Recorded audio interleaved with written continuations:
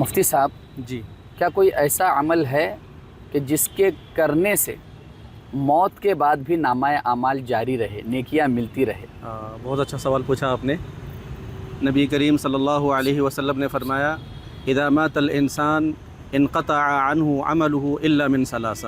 جی، آپ نے فرمایا کہ انسان جب مر جاتا ہے تو اس کے نام اعمال کا سلسلہ بند کر دیا جاتا ہے، الا من ثلاثہ، سوائے تین چیزوں کے، الا من صدقۃ جاریہ۔ پہلی چیز ہے صدقہ جاریہ، یعنی جیسے مسجد بنوانا، مدرسے قائم کرنا، کنواں کھدوا لینا، کسی غریب کو سہولت فراہم کرنا۔ اور دوسری چیز ہے او علم ينتفع به، یعنی علم سیکھنا سکھانا، درس و تدریس کا کام کرنا، پڑھنا پڑھانا جسے ہم کہتے ہیں۔ آج کل ماشاءاللہ ہمارے نوجوان علماء دین مکاتب میں جیسے پڑھاتے ہیں، یہ صدقہ جاریہ ہے۔ اور تیسری چیز ہے او ولد صالح يدعو له، ایسی اولاد چھوڑ جائے دنیا میں جو اس کے لیے دعا کرتی رہے، تو اس کا ثواب بھی اس کے لیے صدقہ جاریہ بن جاتا ہے۔ بہت بہت بہت شکریہ، جزاک اللہ۔ نبی کریم صلی اللہ علیہ وسلم کا معمول تھا کہ آپ غار حرا میں جا کر کے کئی دنوں تک اللہ تعالیٰ کا ذکر کرتے تھے، اور کئی دنوں تک آپ گھر پہ نہیں آتے تھے۔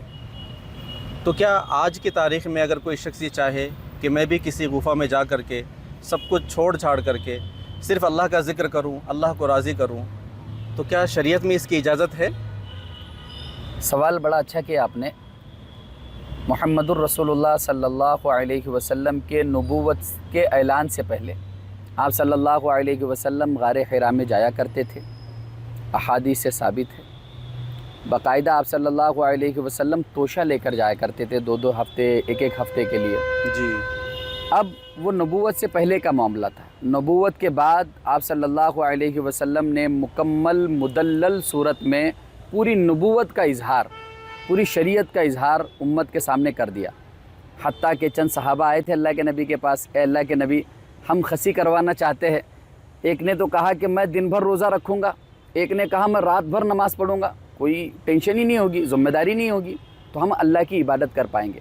اللہ کے نبی نے فرمایا ایسا نہیں، میں روزہ بھی رکھتا ہوں، میں نمازیں بھی پڑھتا ہوں، میرا رب مجھے کھلاتا بھی ہے، اور الحمدللہ ثم الحمدللہ یہی اسلام کی تعلیم بھی ہے۔ جی، اسلام میں سادھویت نہیں ہے، پاپائیت نہیں ہے، بابائیت نہیں ہے، رہبانیت نہیں ہے۔ جی، لہٰذا اگر آج کے دور میں اگر کوئی شخص اس طرح سے کر رہا ہے تو کہیں نہ کہیں وہ اسلام کے قانون کو چھوڑ رہا ہے، توڑ رہا ہے، تو اس کی اجازت اسلام نہیں دیتا۔ البتہ یہ ہے کہ آپ غور و فکر کرنے کے لیے پہاڑوں کے دامن میں چند ایک گھنٹے جا سکتے ہو کہ اللہ تبارک و تعالیٰ کی قدرت، اس میں تدبر تفکر کرنے کے لیے جا سکتے ہو، لیکن ہفتوں کے لیے، مہینے کے لیے جانا اپنے بیوی بچوں کو چھوڑ کر، یہ اسلام کا طریقہ نہیں ہے۔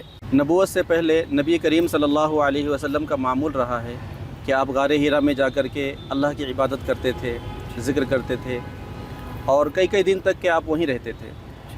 اور دوسرے انبیاؤں کا بھی یہ معمول رہا ہے، جیسے موسیٰ علیہ السلام کا کوہ طور کا واقعہ ہے۔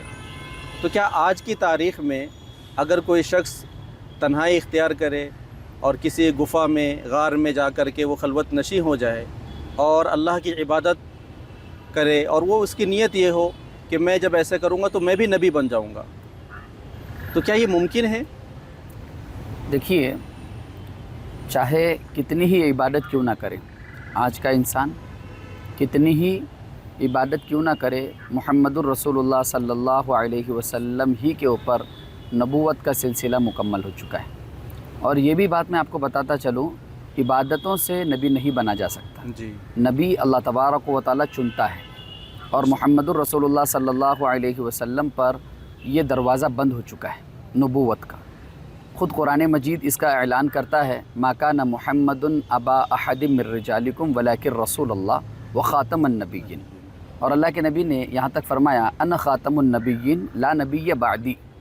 تو اس حدیث سے بھی اور قرآن مجید کی آیت سے بھی یہ واضح طور پر سمجھ میں آتا ہے کہ کوئی شخص کتنا ہی خلوت نشینی اختیار کیوں نہ کر لے، غاروں میں جا کر عبادت کیوں نہ کر لے، چاہے وہ اپنی پوری زندگی ہی عبادت کیوں نہ کرتا ہو، وہ نبی تو بہت دور کی بات ہے، ایک ادنا سا صحابی بھی نہیں بن سکتا، کیونکہ صحابی تو وہ ہوتے ہیں جو اللہ کے نبی کو دیکھ کر کلمہ پڑھتے ہیں اور کلمے ہی کی حالت میں اس دنیا سے رخصت ہوتے ہیں۔ مولانا، مسلمان جو ہے اللہ کے علاوہ کسی کی عبادت کیوں نہیں کر سکتا؟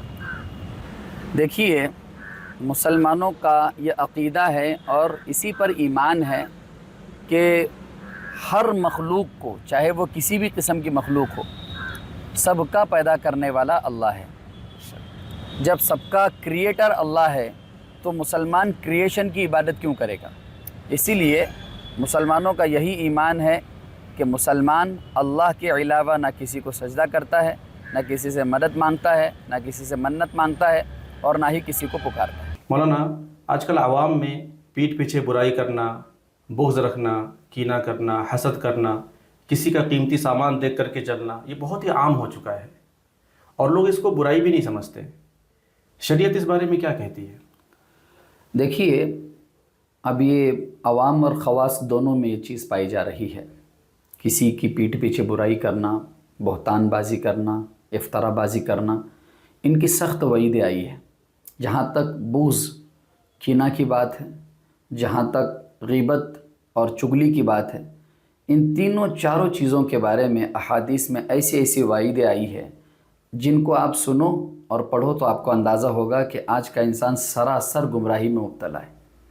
اب اللہ کے نبی صلی اللہ علیہ وسلم نے ہمیں کیا سکھایا ہے؟